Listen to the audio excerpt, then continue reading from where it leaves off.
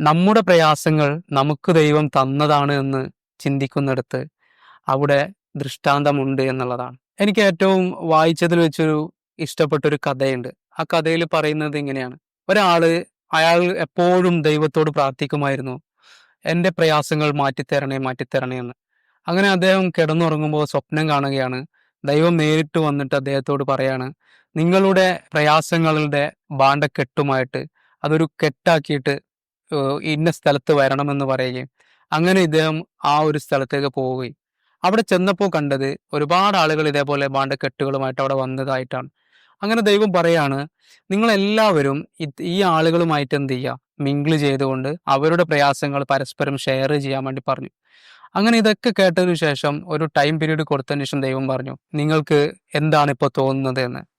അപ്പോൾ ഇദ്ദേഹം സ്വപ്നത്തിൽ കാണുകയാണ്, അദ്ദേഹത്തിന്റെ ഭാണ്ഡക്കെട്ടിന്റെ അടുത്തേക്ക് ഓടുകയാണ്. തീർച്ചയായിട്ടും മറ്റുള്ളവരെല്ലാം അവരവരുടെ ഭാണ്ഡക്കെട്ടുകൾ തപ്പി വീണ്ടും ആ ഭാണ്ഡക്കെട്ടുകൾ എടുത്തു വരുന്നു എന്നുള്ളതാണ് ആ സ്വപ്നത്തിലെ സാരാംശം എന്നുള്ളത്. എനിക്ക് പറയാനുള്ളത് ഇതേപോലെ തന്നെയല്ലേ നമ്മുടെ പ്രയാസങ്ങൾ.